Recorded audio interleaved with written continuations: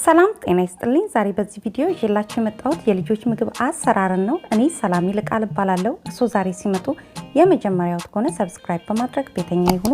ቤተኞቼ ደግሞ በድጋሚ ስለመጣችሁ እጅጉን አብዝቼ አመሰግናችኋለሁ። ወደ አሰራሩ ስንገባ በቅድሚያ መጥበሻችንን በመካከለኛ ሙቀት እናግልና አንድ የሻይ ማንኪያ የገበታ ቅቤ አለያም ደግሞ ዘይት ይሆናል ዘይት እናደርግበታለን። አንድ የሾርባ ማንኪያ በደቃቁ የተከተፈ ወይም ደግሞ የተፈጨ ቀይ ስጋ እንጨምርና ትንሽ ጠበስ እናደርገዋለን። አንድ የሾርባ ማንኪያ በደቃቁ የተከተፈ ቲማቲም፣ አንድ የሾርባ ማንኪያ በደቃቁ የተከተፈ ቀይ ሽንኩርት፣ አንድ የሾርባ ማንኪያ በቆሎ ቢጫውን ጣፋጩን በቆሎን የጨመርኩት፣ አንድ የሾርባ ማንኪያ በደቃቁ የተከተፈ ካሮት። አትክልቶቻችንን መጥበስ እንጀምራለን። ነገር ግን እዚህ ጋር አትክልቶቹን ስንጠብስ በጣም ሙክክ ብለው እስከሚበስሉ ድረስ ሳይሆን የምንጠብሰው ለጥርስ ያዝ ያዝ እስከሚያደርግ ድረስ እንጠብሳቸዋለን። እንዲሁም በተጨማሪ ደግሞ እናንተ መጨመር የምትፈልጉት ሌላም አይነት ልጆቻችሁ የሚወዷቸው አትክልቶች ቤት ውስጥ ካሏችሁ እነሱንም መጨመር ትችላላችሁ።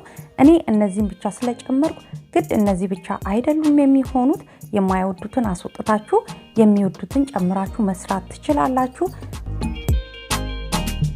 በማስቀጠል ደግሞ አረንጓዴ የፈረንጅ ቃሪያ የማያቃጥለውን እጨምርበትና እሱንም እንደ ሌሎቹ አትክልቶች ጠበስ አደርገዋለሁ። በስተመጨረሻ እሱን የጨመርኩበት ምክንያት ቃሪያ ስለሆነ ቶሎ በስሎ ሙክክ ማለት ነገር ስላለው መጨረሻ ላይ ነው ጨመርኩት።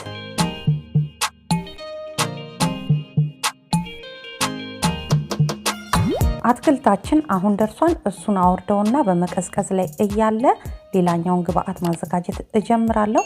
እንደምታዩት 3 እንቁላል ሰብሬ ጎድጓዳ ሳህን ውስጥ እጨምራለሁ። እዚህ ጋር መጠኑን ብዙ መስራት የምትፈልጉ ከሆነ የእንቁላል መጠኑን መጨመርና እንዲሁም ደግሞ የአትክልት ብዛቱን መጨመር ትችላላችሁ። አስቀጥዬም ሩብ የሻይ ማንኪያ የሚያክል ቆንዶ በርበሬ እጨምርበታለሁ።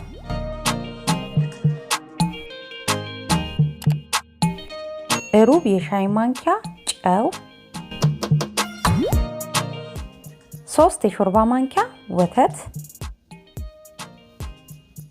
ያን ካደረኩኝ በኋላ በመምቻ አሊያም ደግሞ በሹኪያ በደንብ አድርገን እንመታውና እናቀላቅለዋለን። እንደምታዩት ይሄ ምግብ እጅግ በጣም ቀላል ነው። ምግብ የማይበሉ የሚያስቸግሩ ልጆች ካሏችሁ በጣም ፍቱን መድኃኒት ነው። በደንብ አድርጌ ከመታው በኋላ 3 የሾርባ ማንኪያ የተፈቀፈቀ ቺዝ እጨምርበታለሁ። በማስቀጠል የጠበስናቸውን አትክልትና ስጋ እንጨምርበታለን። እንደምታዩት እዚህ ጋር በደንብ ቅዝቅዝ ብሏል። ካልቀዘቀዘ ግን ትኩስ ከሆነ እንቁላላችንን ስለሚጠብስብን መቀዝቀዝ አለበት አትክልቱ።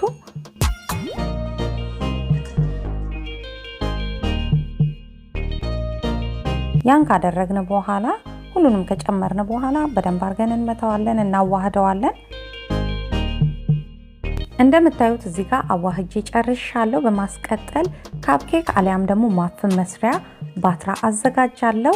እዛም ላይ የመጋገሪያ ወረቀቶችን አደርግበታለሁ። ይህንን አለማድረግ ትችላላችሁ።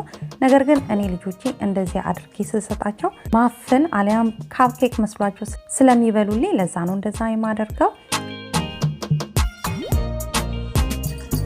አትክልቶቹን እኩል ሁሉም ቦታ ላይ እንዲዳረስ አድርገን ከሞላን በኋላ 6 ኤግ ማፍን ነው የምናገኘው።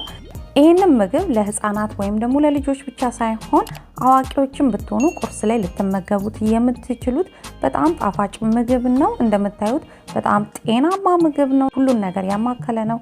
ስጋ አለው፣ አትክልቶች አሉት፣ ቺዝ አለው፣ እንቁላል አለው እና በጣም ጤናማ ነገር ነው። ስለዚህ ሁላችሁም በቤታችሁ ሰርታችሁ እንድትሞክሩት እላለሁ።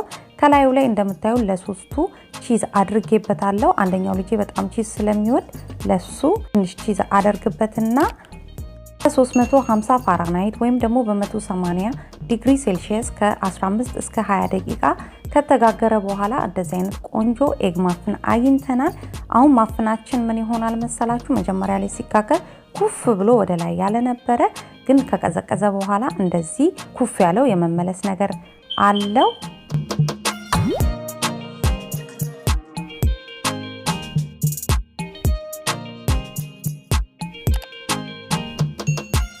አድርጋችሁ ሰርታችሁ ፍሪጅ ውስጥ በዚህ ብላክ አሊያም ደግሞ ክዳን ባለው ነገር ክድን አድርጋችሁ እያወጣችሁ ለልጆቻችሁ ያሞቃችሁ መስጠት ነው፣ ለራሳችሁ መመገብ ነው።